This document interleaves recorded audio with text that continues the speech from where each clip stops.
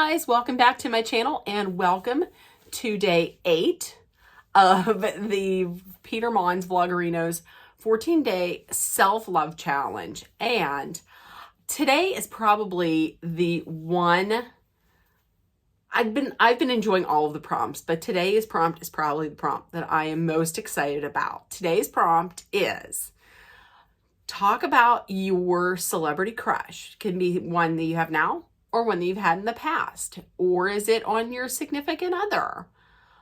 So my crush, as you all know, I have plenty of crushes, plenty of celebrity crushes.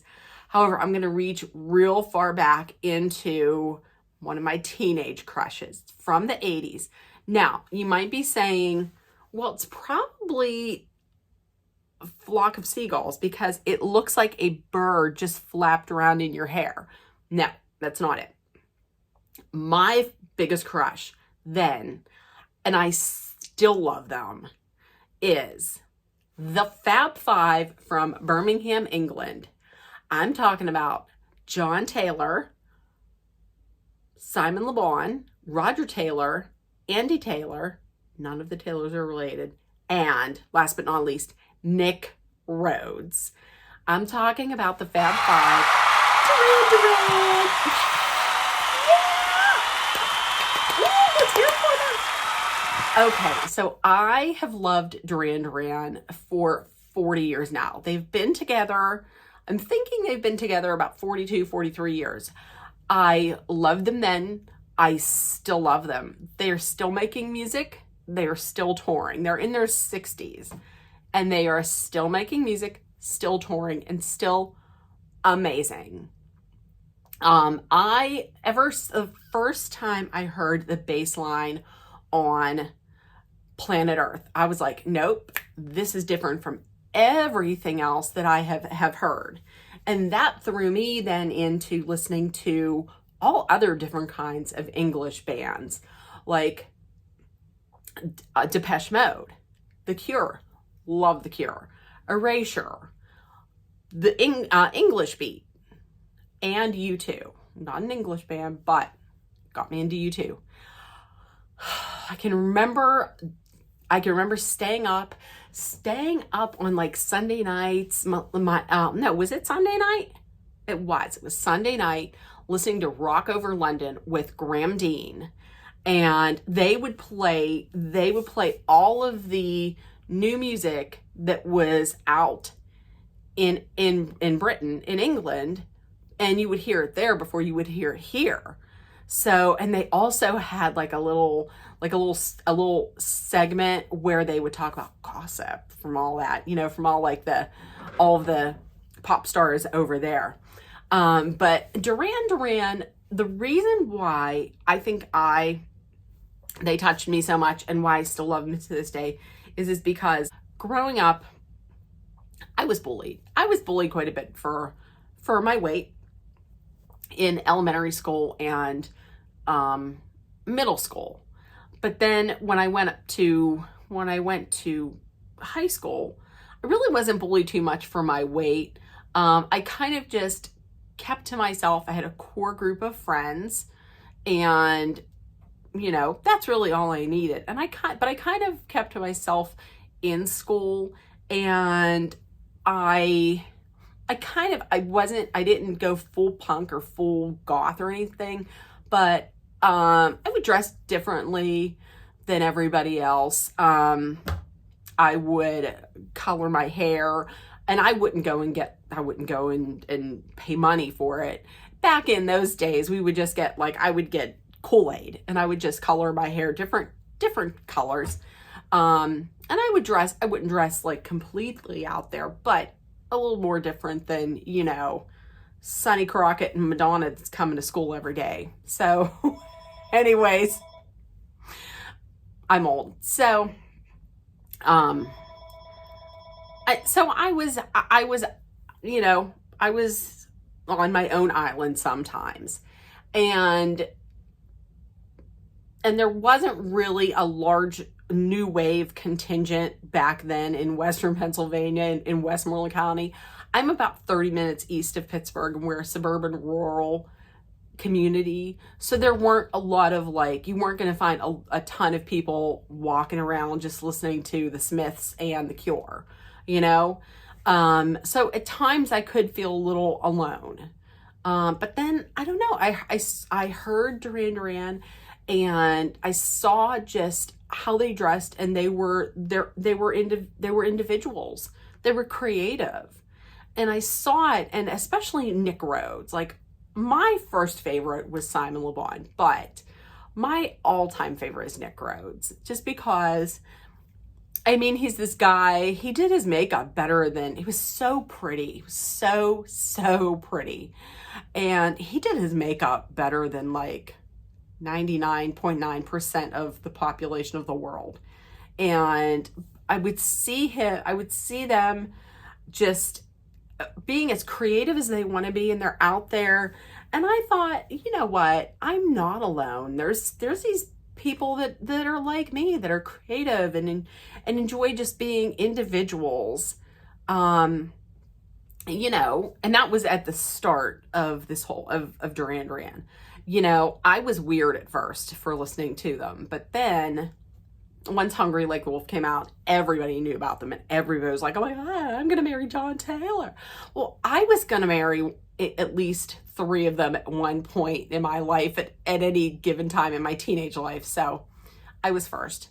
Yeah, I mean, I was first here in Jeanette. I think I actually even tried to start an unauthorized Duran Duran fan club. It didn't work. It didn't go over well. Like, I wasn't sued or anything, but it just didn't work. But oh my God, I don't know. Their music just felt like a safe refuge, and just, it felt like home to me. That's just it. It just felt like home when I was having problems, either at, you know, if I was having problems at school, or just my home life wasn't, well, you know, what I was wanting it to be, then I would just go into my room and I would just, you know, put on some Duran Duran, and it would be fine.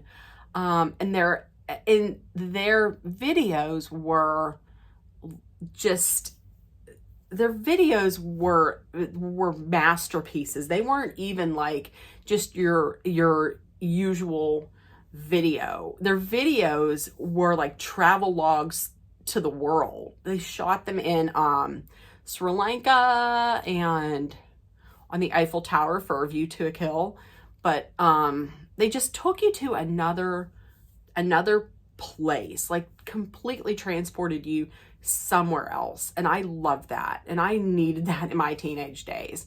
So I know that they will not see this video, and I would probably never ever talk to them, but if they were watching it, I would say thank you for saving my teenage years completely. Oh my God, Duran Duran, how I love them. They were my very first concert, and I remember my mom and dad taking me and my friend Andrea down to Pittsburgh. It was Civic Arena. It was the Seven of the Ragged Tiger tour, and it was a blizzard. It was a snowstorm. There was no way I could miss it. There was just no way I could miss it. And so my dad took us down in his truck, and oh my God, it was my first concert, and it was just heaven. It was just teenage heaven. We screamed at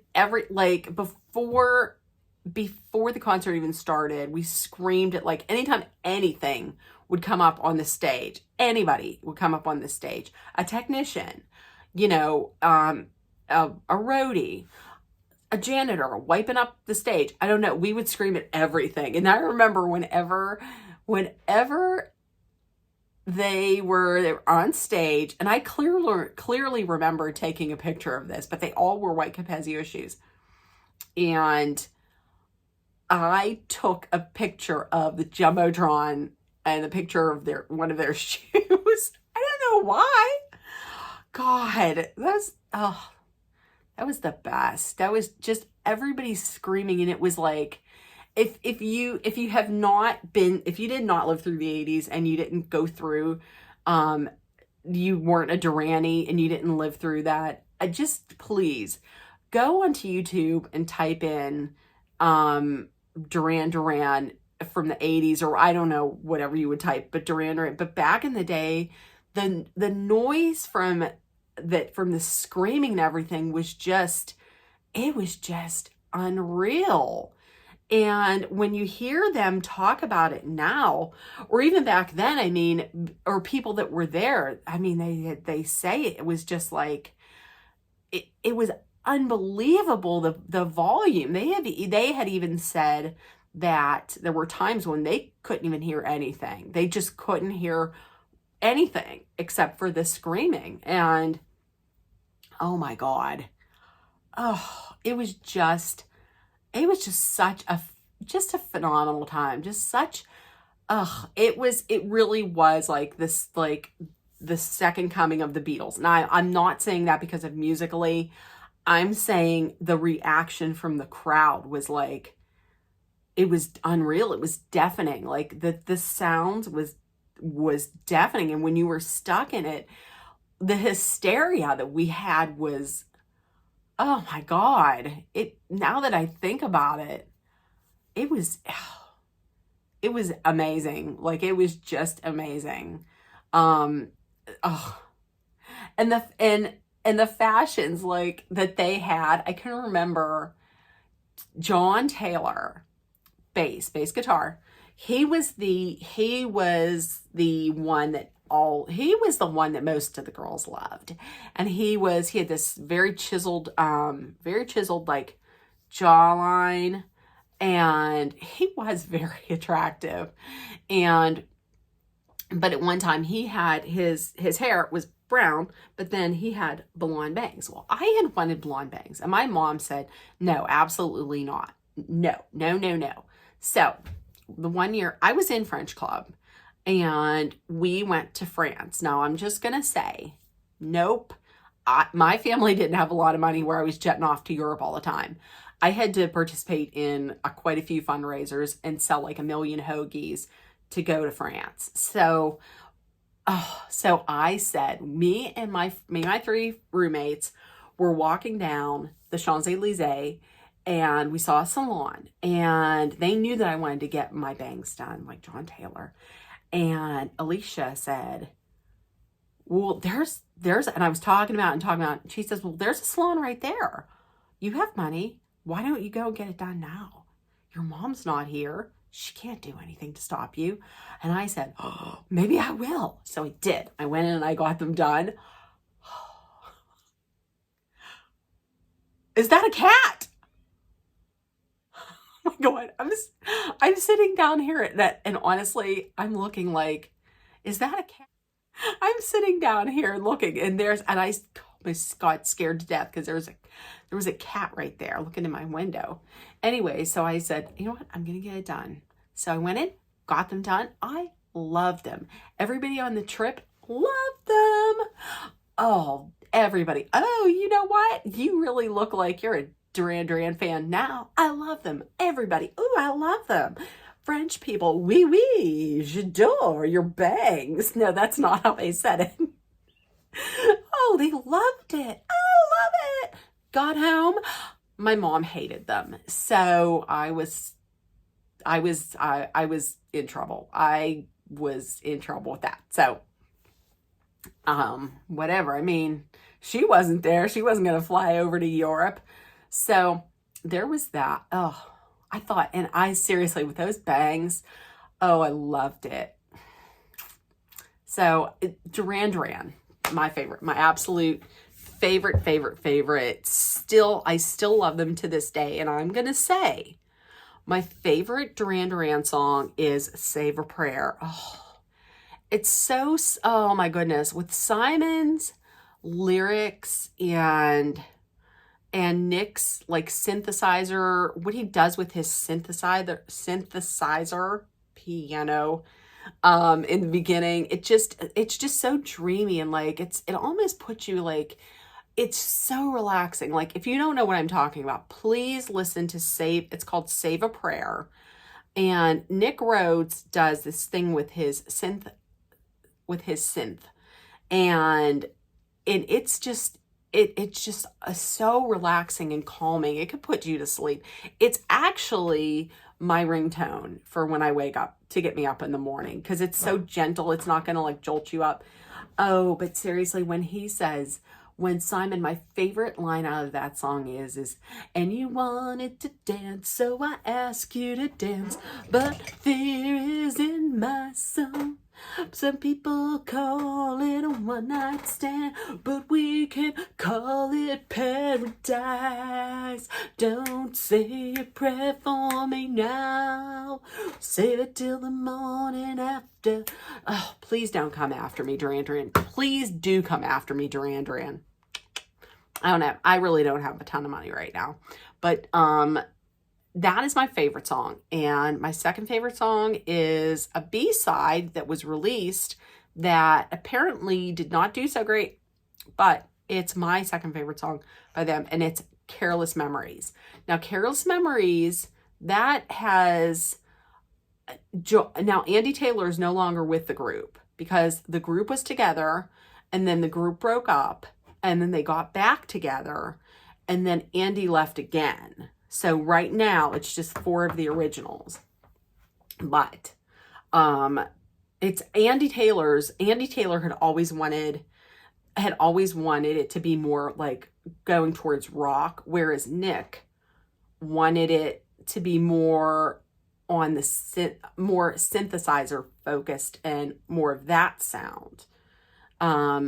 Nick won, and because he's still in the band, Nick, the controller, Rhodes, also was born as Nick Bates. He's now Nick Rhodes. And what was I saying? Oh, so Careless Memory, it's a great song, but some of their first, honestly, I know the big thing, the album that everybody says is their favorite is Rio. And it's a great album. It really is. Hence the shirt. Her name is Rio, and she dances on the sand. Don't own that one either. But my favorite album is their self-titled debut. I'm telling you, it's a great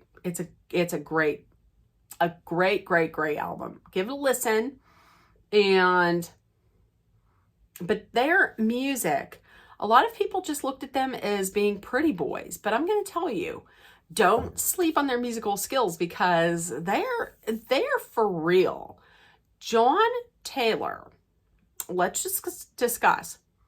John Taylor is a bass god.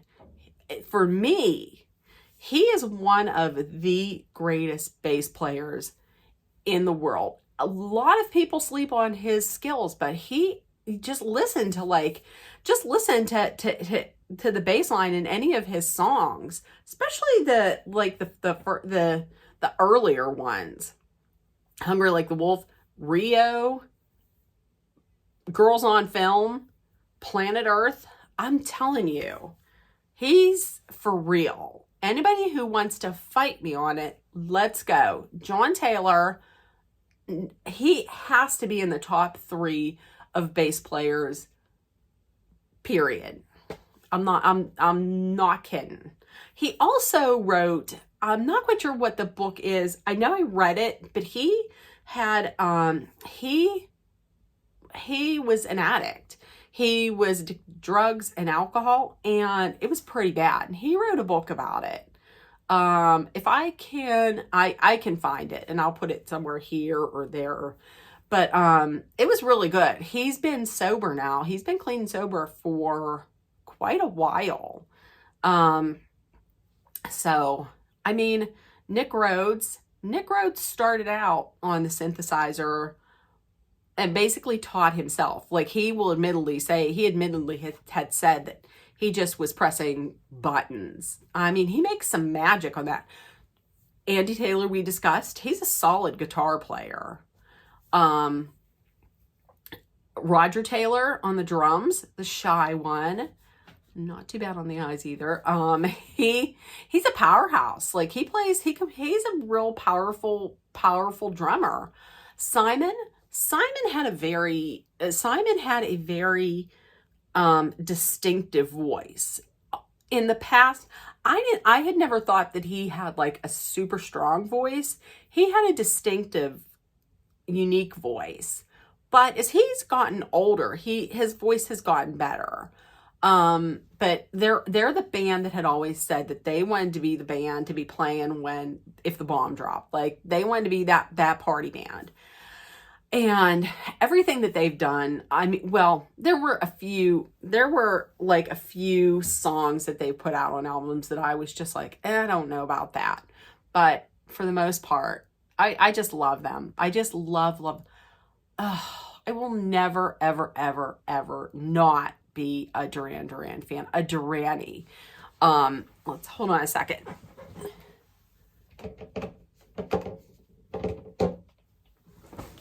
I will never, ever not be a Duranie.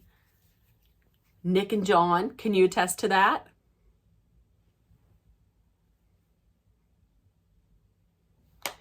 That was supposed to be my thumbnail. Nick and Simon can attest to that. So I cannot stop. I just love them. I just love everything that they do, and I'm just in love with them.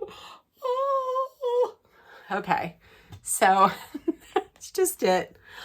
Taking a step back into my teenage years in the 80s. God, the 80s were the best. I